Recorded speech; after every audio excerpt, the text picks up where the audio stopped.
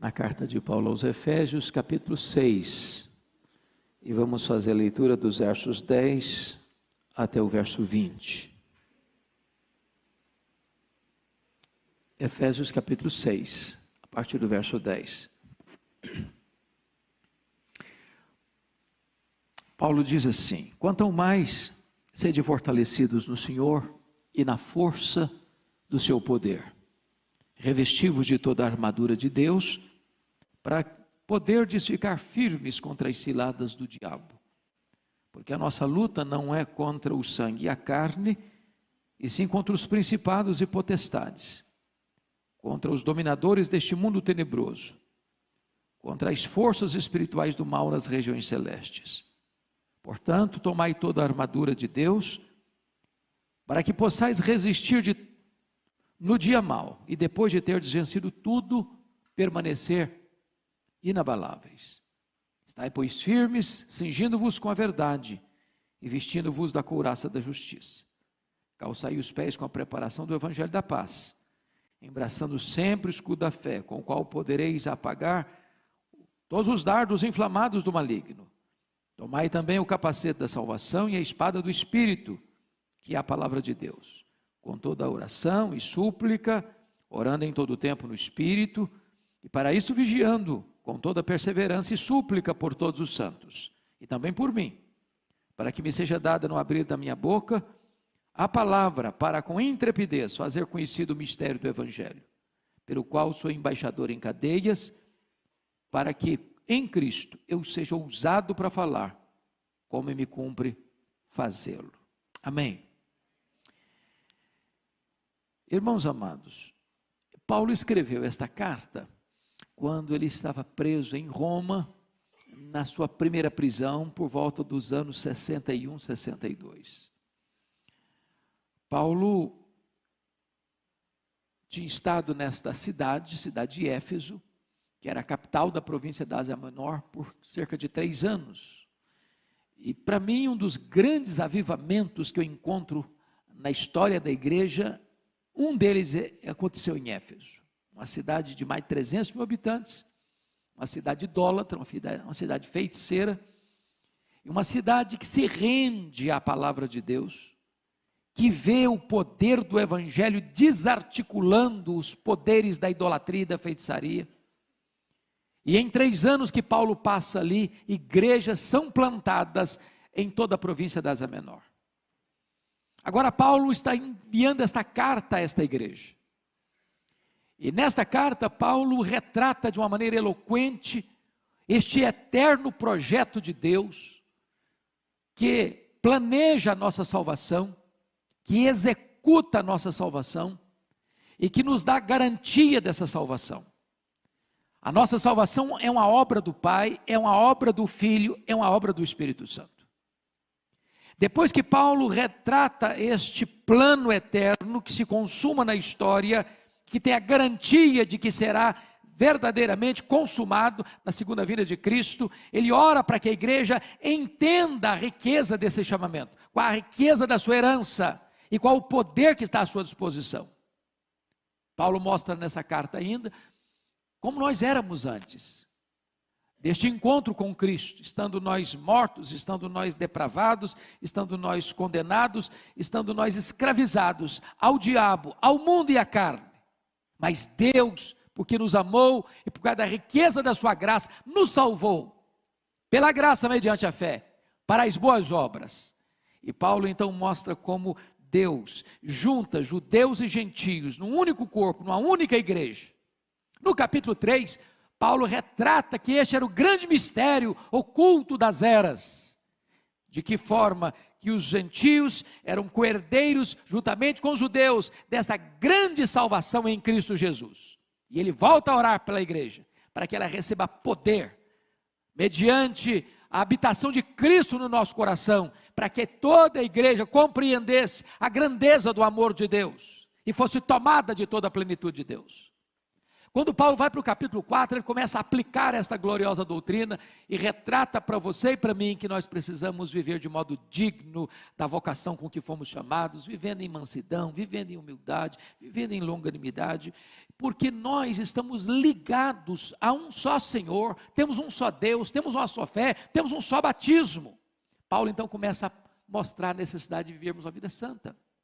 Quando vai para o capítulo 5, ele mostra que é preciso imitar a Deus, é preciso ser cheio do Espírito Santo de Deus, e você demonstra essa plenitude do Espírito Santo de Deus na relação marido e mulher, mulher-marido, na relação de filhos e pais, pais e filhos, na relação de patrão e empregado, empregado-patrão. Agora ele está concluindo a carta, e ele diz o seguinte no verso 10, quanto ao mais, ele está concluindo, esse é o ápice da carta. E ele vai mostrar para você e para mim que o fato de você ser escolhido por Deus na eternidade, o fato de você ter sido remido por Cristo na cruz, o fato de você ter sido selado com o Espírito Santo da promessa, o fato de você ter sido colocado e enxertado no corpo de Cristo, o fato de você ser cheio do Espírito Santo, o fato de você ter uma família bonita, o fato de você ser uma pessoa abençoada no seu trabalho, não livra você de uma grande batalha espiritual. Nós estamos num terreno minado, nós estamos numa guerra, nós estamos numa grande tensão. Eu gosto muito da figura que Francis Schaeffer levanta sobre esse assunto. Ele compara este mundo como uma casa de 2 andares. Aqui embaixo, no primeiro andar, é o andar que nós vivemos, nós ouvimos, nós falamos, nós sentimos, nós pensamos, nós andamos, nós descansamos, nós viajamos, nós trabalhamos, nós tocamos. É este o mundo que vivemos. E ele diz, no andar de cima, é o que a Bíblia chamaria de regiões celestes. Você não vê, nem por isso é irreal. Você não toca, nem por isso você deixa de ser influenciado. E aqui em cima, nesse andar de cima, você tem anjos de Deus que estão protegendo você, que são ministros de Deus, para guardarem você, abençoarem você, cuidarem de você, mas você tem também inimigos hostis, que vieram para roubar, para matar, para destruir. Inimigos terríveis, que vivem ao seu redor como um leão, procurando a quem devorar.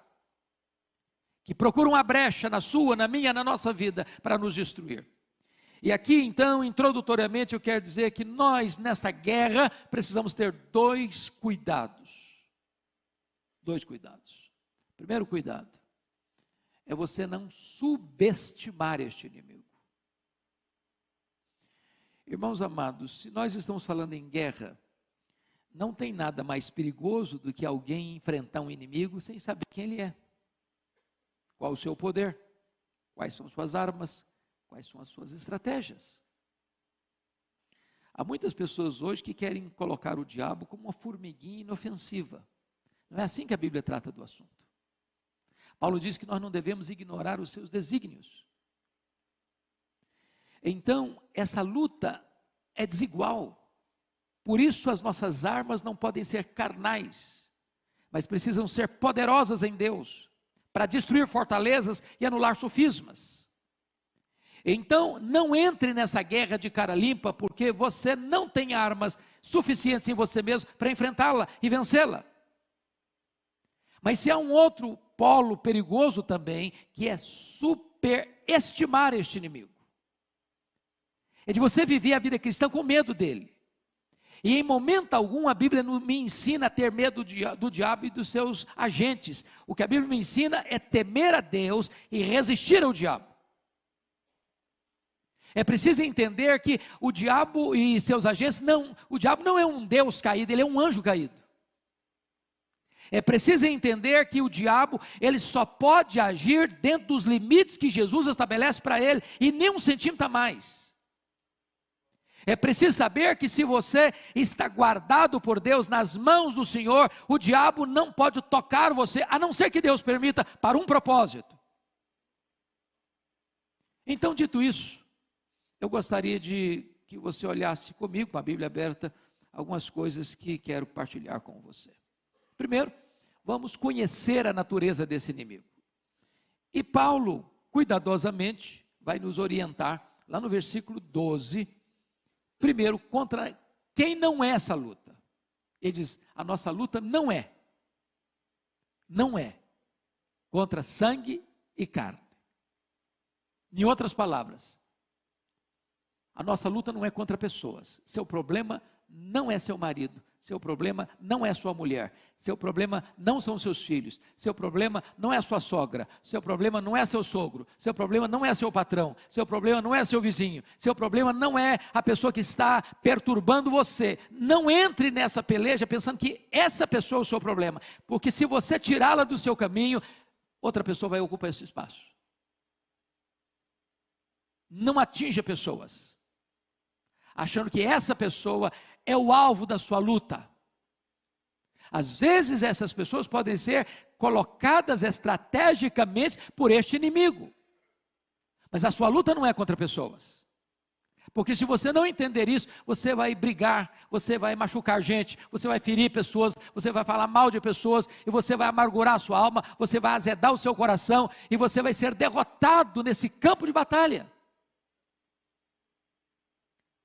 Então, vem a segunda pergunta: quem é o inimigo? Dê uma olhadinha comigo no versículo 11. Revesti-vos de toda a armadura de Deus, para poderes ficar firmes contra as ciladas do diabo. Note você que aqui o diabo é apresentado como se fosse o líder dessa corja, o líder deste grupo que ele vai descrever no versículo 12. Principados, potestades, dominadores deste mundo tenebroso e forças espirituais do mal. Então a sua guerra, a sua luta é contra esse ser caído, maligno, perverso, assassino, ladrão, esse inimigo que a Bíblia chama de dragão, Abaddon, Apolion, tentador, destruidor, que a Bíblia chama de antiga serpente, leão que ruge, homicida desde o princípio. Se você perceber, esse ser, embora tão maligno e tão mau e tão perverso, ele não está sozinho. Ele não está sozinho, porque ele não é um Deus caído, ele não tem os atributos de Deus. O diabo não é onipresente, ele não é onisciente, ele não é onipotente, ele não é transcendente, mas ele também não está sozinho. À luz de Apocalipse capítulo 12, versículo 3, quando ele cai, ele arrasta com a sua cauda 1/3 das estrelas. Isso é uma expressão bíblica para descrever que 1/3 dos anjos de Deus foram precipitados no abismo com ele. E esses seres malignos estão sob seu comando, dentro deste reino das trevas, trazendo tantas perturbações e angústias e perplexidades aos homens. Agora, a pergunta segunda que eu levanto no texto é: quais são as características desse inimigo? A primeira coisa que você vai notar comigo é que esses inimigos são poderosos. Olha comigo o versículo 12. A nossa luta é contra os principados e potestades e dominadores deste mundo tenebroso, forças espirituais do mal nas regiões celestes.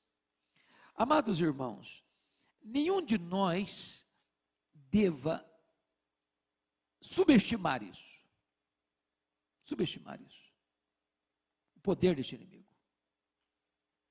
Eu acho que você vê esses sinais, essas evidências o dia todo.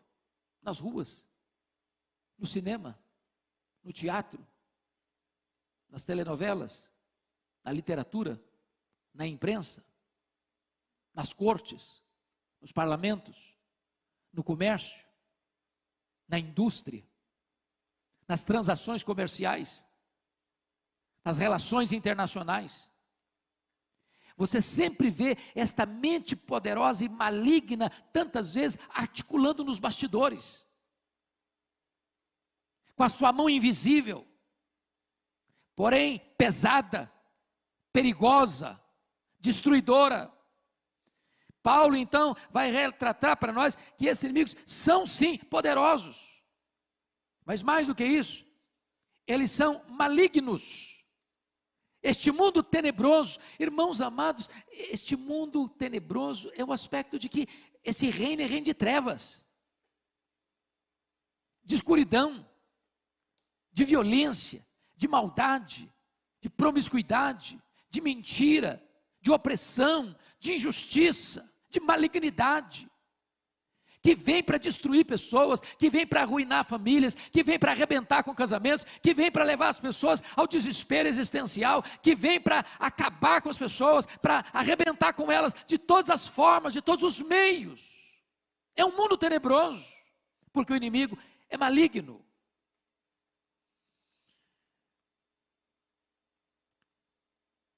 Mas tem um outro aspecto que vale a pena destacar. Esses inimigos são também astutos. Chama a sua atenção de novo para o versículo 11, que Paulo diz que você deve ser tomado de toda a armadura de Deus para você ficar firme contra quê? Ciladas. A ideia de ciladas aqui é a ideia de métodos, de estratagemas, de diversas articulações que o inimigo usa. Em outras palavras, o diabo tem mais de um figurino, ele tem mais de uma armadura, ele tem mais de uma máscara, ele tem mais de uma estratégia.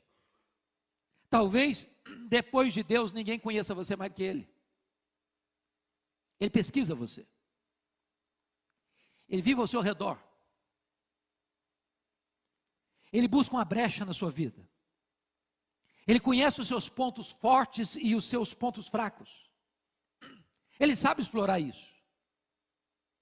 Para cada pessoa, a tentação vem de forma diferente. Tem gente que o problema dele era sexual, a fraqueza é essa. Para outro, o problema é dinheiro, a fraqueza é dinheiro. Para outra, a fraqueza é vaidade, é soberba, é grandeza. Para cada pessoa ele vai entrar com uma proposta diferente, com uma bandeja diferente, com um cardápio diferente, com uma proposta sedutora diferente.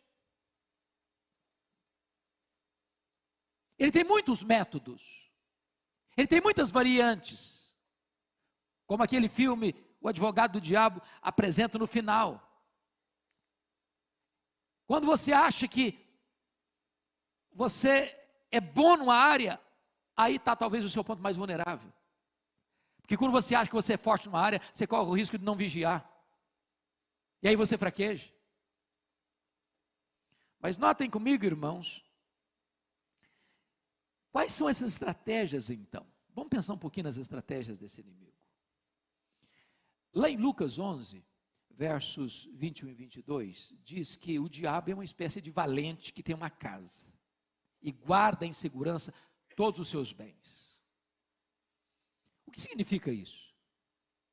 Significa que o diabo tem sob o seu comando pessoas na casa dele, guardada em segurança por ele. A Bíblia chama isso de reino das trevas ou potestade de Satanás. Mas a Bíblia diz mais, que vindo um mais valente do que ele, vem, vence-o, tira a panóplia dele, ou seja, a panóplia é uma palavra única, mas que significa toda a armadura, por isso que tem essa preposição, esse prefixo pan, tudo, toda a armadura dele, deixa-o completamente sem proteção, amarra-o e saqueia os seus bens. Saqueia os seus bens. Então faça a pergunta: você acha que o diabo precisaria de artimanha para prender quem já é dele? Você precisa de um laço para pegar um passarinho que já está dentro da gaiola? A quem você acha que o diabo usaria suas artimanhas mais perigosas? É lá no carnaval? É lá no campo de futebol? É lá no teatro? É lá no submundo? Ou é exatamente contra a igreja de Deus? Daqueles que não estão nas suas mãos que ele tenta capturar? Agora, quais são essas artimanhas que o inimigo usa? Eu gostaria de citar alguns para você. Primeiro, está lá em Mateus 13:19, que quando a semente, a palavra de Deus é semeada, vem o maligno e arrebata essa semente do coração. Irmãos, eu não sei quanto a vocês, mas todo culto onde a palavra de Deus é pregada é um território de batalha espiritual. Eu conheço gente que vem para a igreja e bastou sentar, o cara pode estar sem uma gota de sono, o cara dorme. Dorme. Dá um sono nele que ele não tolera.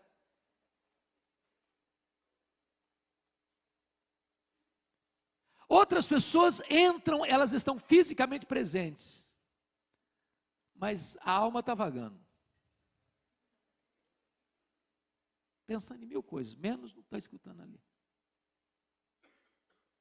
De repente, quando escuta, entra aqui e sai cá. Você e eu conhecemos gente que frequenta a igreja há 10 anos, sem nunca ter nascido de novo. E a palavra está sendo arrebatada. Pode ter certeza disso, quando o templo abre, talvez ele é o primeiro a entrar. É luta, é batalha. Nós precisamos orar para que Deus tire o tampão dos ouvidos, para que Deus tire a venda dos olhos, para que Deus chegue ao coração das pessoas. Segundo, o diabo é especialista em colocar dúvidas sobre a palavra de Deus. É assim que Deus disse. Não foi assim a abordagem dele com Eva? É assim que Deus disse. E aí você escuta a palavra de Deus, bom, mas não é bem assim. Aliás, não é assim. E as pessoas põem dúvida, sobretudo, por exemplo, Gênesis 1, versículo 1. No princípio criou Deus os céus e a terra. Bom, mas isso aí não é literal. Bom, mas isso aí é uma metáfora. Bom, mas Adão e Eva não existiram. Isso aí é apenas uma ideia metafórica para você achar que surgiu a raça humana. Mas não foi assim. Bom, se você nega isso, você nega a Bíblia toda. Você diz que então os profetas mentiram, que os apóstolos mentiram, que Jesus mentiu, que a Bíblia toda não vale a pena e não merece confiança. E aí vai botando dúvida na cabeça das pessoas. Quer ver outra coisa? Em terceiro lugar, o diabo é especialista em produzir insatisfação. Não foi isso que fez com Eva. Eva, de repente, ela se viu como uma coitadinha, miseravelmente injustiçada, naquele miserável jardim do Éden. Tadinho, esse jardim é muito michuruco para mim. Eu tenho potencial para muito mais. Eu sou possivelmente capacitado para ser igual a Deus. Para que eu vou viver nesse jardinzinho aqui? E de repente, como pródigo, você tem o pai, você tem o irmão, você tem a casa, você tem mesa farta, você tem servos, você tem fartura, e você se sente infeliz. Você está na igreja, você escuta a palavra de Deus, e de repente a igreja não satisfaz, e de repente os prazeres de Deus não satisfazem, e você fica paquerando e flertando com o que está do lado de lá do muro. Daqui a pouco o diabo bota uma grande baita insatisfação no seu coração, e você não está feliz mais. Ele é especialista nisso. Cuidado com a insatisfação. Quer ver outra coisa? O diabo, ele é especialista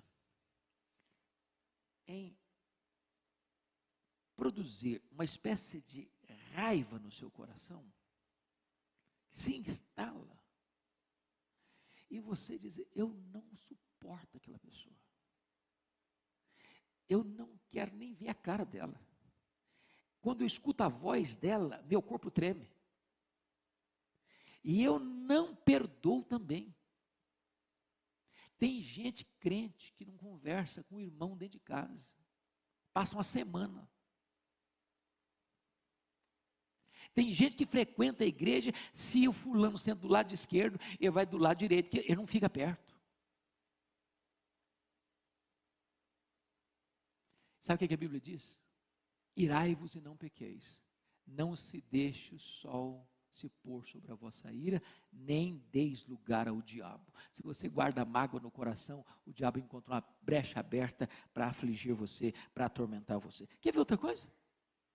O pastor Ivan falou agora há pouquinho das seitas, das heresias.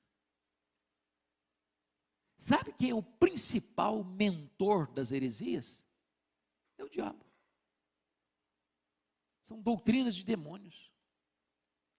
Ele é um teólogo herege. Ele é um péssimo hermeneuta. Ele é um péssimo exegeta. Ele pega a Bíblia e torce a Bíblia. E muitas das heresias, irmãos, que estão aí circulando e atraindo tanta gente e capturando tanta gente, tem como fonte os demônios. Então são estratégias. Agora, quer ver outra estratégia dele? Olha comigo o versículo 13. Dá uma olhadinha aí. Portanto, tomai toda a armadura de Deus, para que possais resistir no dia mau.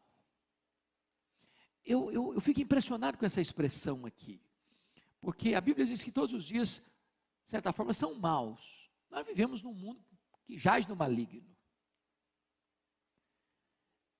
Você já tentou, por exemplo, ligar a sua televisão, ou a CBN, quem gosta de notícia, ou qualquer outro tipo de rádio, de FM, e escutar 1 hora e concordar com tudo aquilo que foi falado durante 1 hora?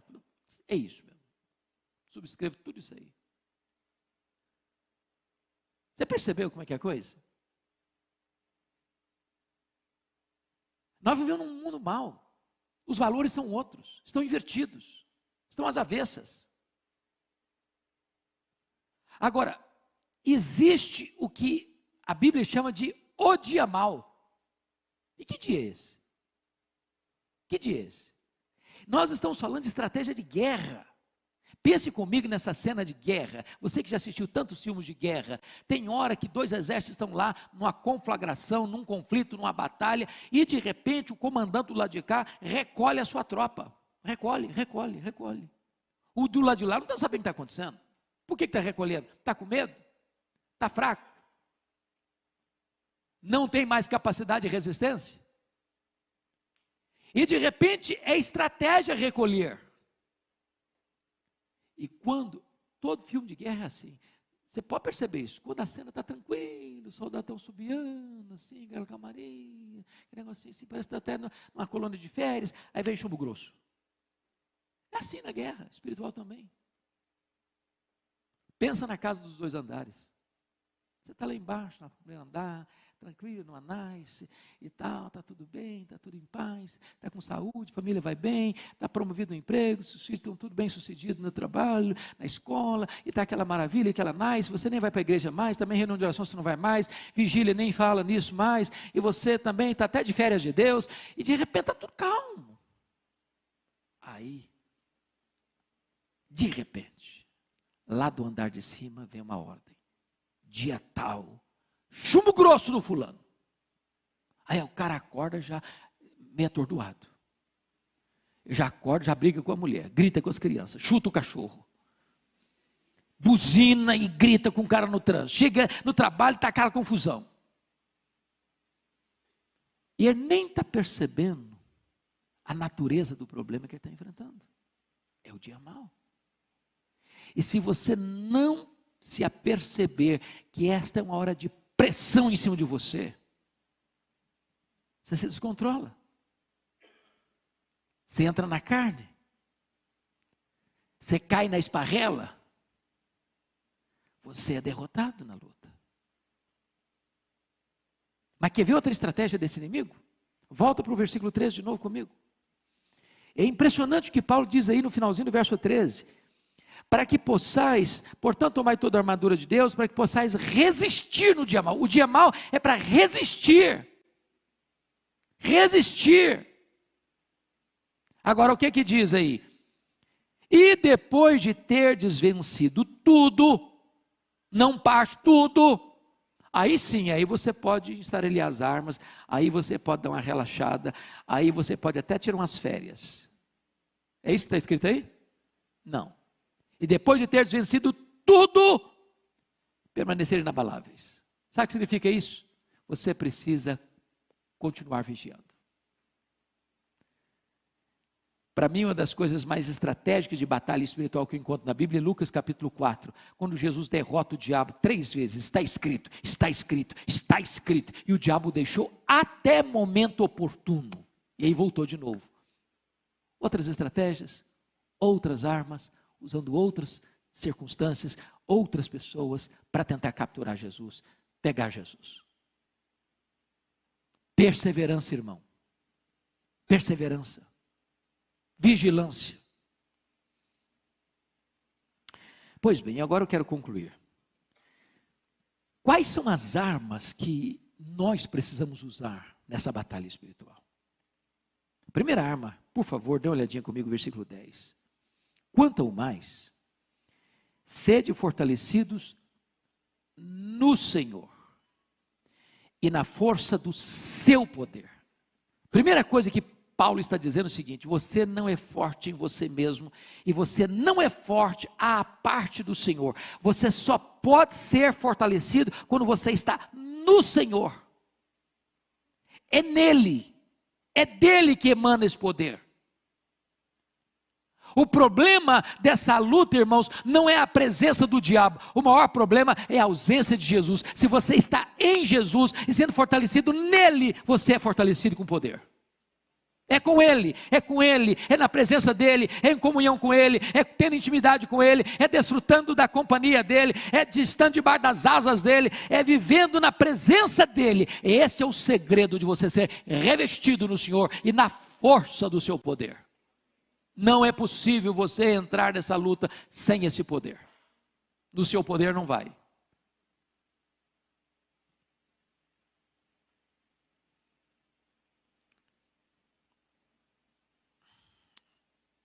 Eu não sei se vocês já leram, eu sugeriria vocês um dia encontrarem esse livro, para dar uma lida nele, um livro que foi compilado pelo reverendo Augusto Nicodemos, quando ele morou na África do Sul,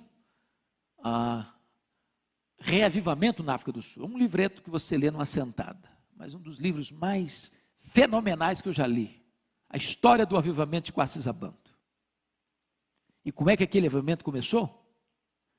É quando o líder daquele trabalho missionário, pastor Erlich Stigen, foi chamado para orar para uma moça possessa, endemoniada, e ele não conseguiu. E os missionários vieram, e não conseguiram. E eles ficaram vários dias tentando expulsar a caça de demônio da moça, e não conseguiram. E a conclusão dele foi essa: eu vou embora daqui. Eu não tenho autoridade para pregar mais aqui. Foi quando tudo mudou naquela missão. O Espírito de Deus segredou o coração dele: você não tem que ir embora, você tem que buscar poder. Buscar poder.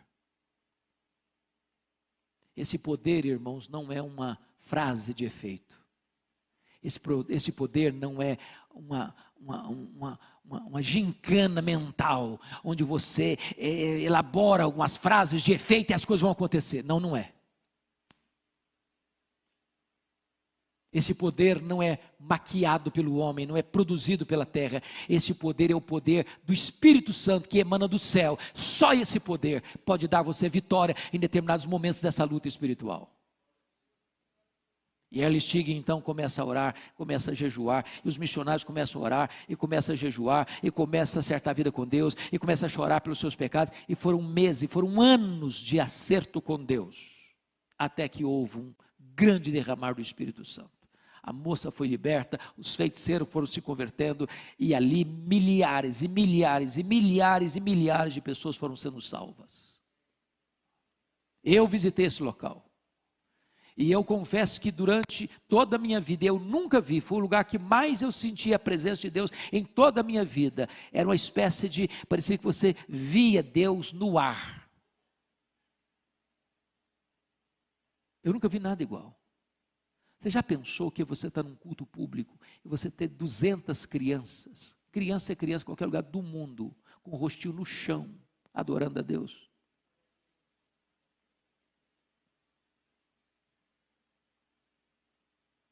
Milagres extraordinários acontecendo. Cegos vendo, coxos andando, mortos ressuscitando. Eu ouvi o testemunho pessoal da regente do coral, que ficou 17 horas no caixão. Quando estava indo para o cemitério, Deus a levantou da morte. Agora, como é que começa isso? Quando alguém reconhece o seguinte: eu preciso de poder. Eu preciso de poder. E poder não se recebe na academia, e poder não se recebe apenas com a intelectualidade humana, poder se recebe com os joelhos dobrados, com o derramar do Espírito Santo de Deus. Nós precisamos desse poder. Segunda coisa que Paulo nos ensina, irmãos, versículo 11, é que nós precisamos ser revestidos não de alguma, mas de toda a armadura de Deus. E toda a armadura de Deus, uma palavra só no grego, é panóplia. Nós precisamos da panóplia. Nós precisamos de cada peça dessa armadura. Não pode ter brecha. Não pode ter brecha. Você precisa proteger sua cabeça. Você precisa proteger o seu coração. Você precisa proteger o seu corpo. Você precisa proteger seus pés. Você precisa proteger todo o seu cérebro. Você precisa uma espada na mão. Você é um guerreiro. Você precisa ter armas de defesa e de combate.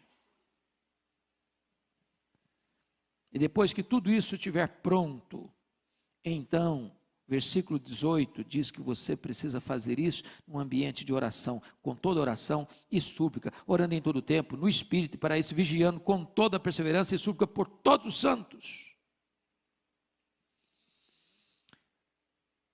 Eu queria concluir fazendo uma pergunta a você. O que você conhece desse poder? Ou, quão consciente você está hoje de que você precisa desse poder? Porque esse poder não tem a ver com o tempo de igreja, com o cargo que você exerce na igreja, com o grau de conhecimento que você adquiriu.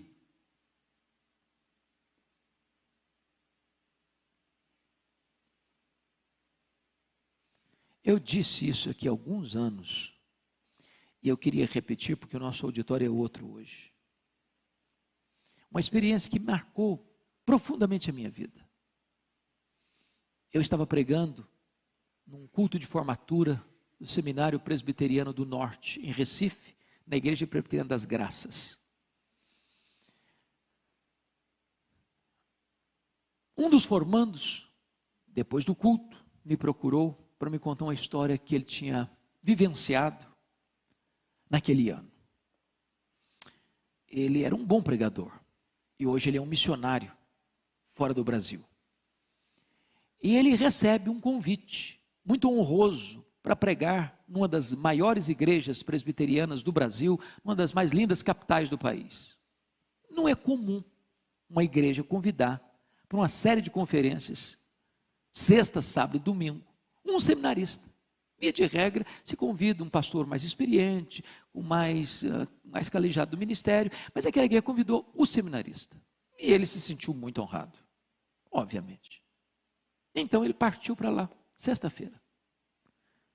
Coube-lhe o privilégio de ser hospedado pelo próprio pastor da igreja. E estava se aproximando a hora do culto, ele já de banho tomado, já botando a sua indumentária para pregar, quando chega uma mulher, muito apavorada na casa do pastor.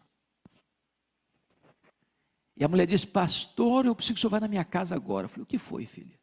Tem uma mulher endemoniada lá, a minha vizinha, e está todo mundo apavorado. Tem uma pequena multidão ao redor da casa, ninguém tem coragem de enfrentar a situação, vamos lá comigo. E o pastor muito calmamente disse: minha irmã, que coisa interessante, pois acaba de chegar de Recife um santo homem de Deus, preparado para essa tarefa. Pensa num seminarista nervoso, O cara começou a tremer os joelhos. Eu não sei se eu estivesse lá, eu não teria sentido a mesma coisa. Ele tentou fugir da situação. O pastor disse, não, você vai comigo. E foram caminhando, rua fora, de longe escutaram os gritos cavernosos da mulher. Quando chegaram na casa, que um monte de gente espantada, com os olhos esbugalhados, com o rosto assim, transtornado, e o seminarista mais apavorado ainda, e o pastor disse, seminarista, o caso é todo seu. Pode entrar na casa. Quando ele entrou, ele se deparou com um quadro horrível. Aquela mulher estava com os cabelos desalinhados, com o rosto desfigurado, com os olhos muito cheios de ódio. E quando ele tentou esboçar a primeira palavra, ela lhe deu uma bofetada na cara e jogou ao chão. E no chão ele ficou por mais de 1 hora. E ela bufando ao redor dele como uma fera selvagem. E vou lhes dizer que ele é um cara de quase 2 metros de altura. Ele me disse em lágrimas, esse pastor Hernandes, caído e nocauteado ali, eu senti e vi como um filme passar em minha cabeça a minha história. Seminarista, formando, cheio de arrogância, achava que eu era o tal. Caído, envergonhado, humilhado. Seus pecados vinham como um filme na sua cabeça. Até que depois de muito tempo, ele disse, me senti como Sansão, agarrado nas colunas daquele templo, e fazendo a seguinte oração, oh meu Deus, eu ainda sou teu servo, tem misericórdia de mim, restaura minha autoridade, restaura meu poder, não me deixe envergonhado, Senhor. E quando ele começa a orar desta maneira, a mulher cai. E quando a mulher caiu, ele se levantou. Porque diante de Deus, humildade, mas diante do diabo, autoridade. Autoridade. E ele se levantou, e no nome do Senhor Jesus Cristo, ele deu ordem àqueles demônios para se retirarem daquela mulher. Ela ficou liberta. E ele me disse algo que eu nunca mais esqueci. Ele me disse assim, pastor Hernandes, nesse dia eu descobri uma coisa. Não basta ser crente. Não basta ser líder. Não basta ser diácono, presbítero, seminarista, pastor, missionário. É preciso ter o poder do Espírito Santo de Deus na nossa vida. Quanto ao mais, sede fortalecidos no Senhor e revestidos da força do seu poder. Você quer esse poder, irmão? Ele está à sua disposição, está à minha disposição. Paulo diz isso lá no 1º capítulo. A suprema grandeza do poder de Deus está à nossa disposição, o mesmo poder que ressuscitou Jesus dentre os mortos. Eu queria orar com você agora. E se você anseia esse revestimento de poder, eu vou pedir permissão ao meu pastor aqui, para fazer uma coisa diferente. Convidar você para vir aqui à frente. Se você deseja isso, almeja isso para a sua vida, para o seu coração. Senhor, eu preciso desse poder. Eu quero esse poder.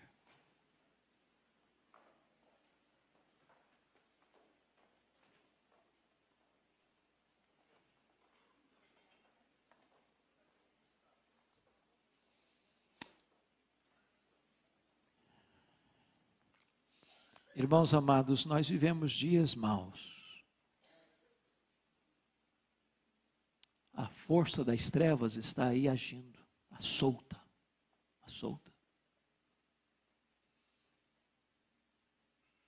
E nós precisamos desse poder para enfrentar isso.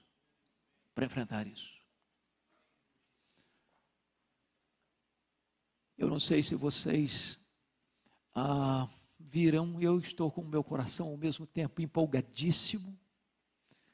Folha de São Paulo publicou domingo passado que nós somos no Brasil, com respeito à juventude brasileira, já a maioria de evangélicos.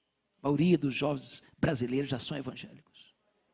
Muitos deles ainda com muitas deficiências, com muitas carências. E cabe a nós dar pão para essa juventude, palavra para essa juventude, instrução para essa juventude.